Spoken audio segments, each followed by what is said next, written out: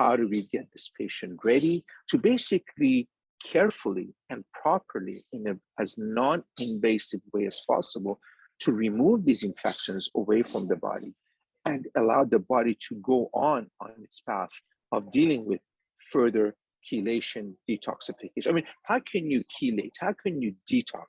How can you get well when you have breathing issues, lymphatic issues, and infections that are harboring in your jaw? That's impossible. Not only that, but infections harboring in the jaw can cross the blood-brain barrier, or at least inflammation from those infections cross the blood-brain barrier. And then that can affect the pituitary, our master hormone regulator.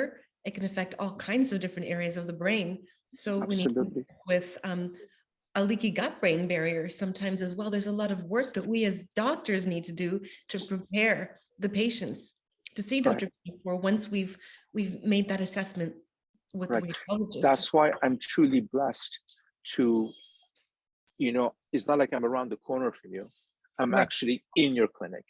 So that's where the magic happens, and of course, both of us being trained with autonomic response testing, we're able to truly at least focus on what the patient needs, what the patient does. I'm not saying that that's just exclusively, of course, there's other markers that we look at also, but I think autonomic response testing done properly also truly helps us. So I truly want to thank Dr. Klinghardt for, again, teaching this to us, and allowing us to advance in it. Dr. Parpia, are you familiar with the Nun study? Yes, tell our audience more about it. Yes, so a Nun study is an ongoing research study that's been going on right now for the past, I would say, almost, 40, 50 years. It's in Baltimore. Basically, there's a convent right across the street from a medical school and dental school. And all these nuns and pastors got their dentistry and medical help free, basically.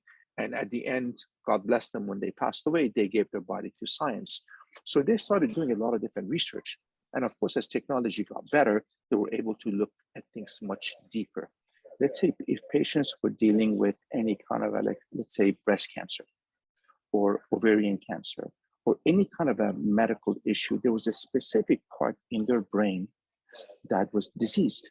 So let's say breast cancer, there was one area in the brain, ovarian, another spot.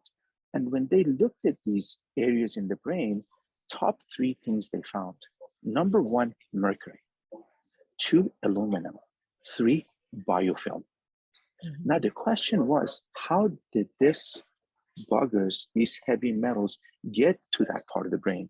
Because there's a blood-brain barrier. Right. The conclusion was that these buggers, these heavy metal toxins, can travel through the nervous system. And the closest part to that brain was the oral cavity. Right.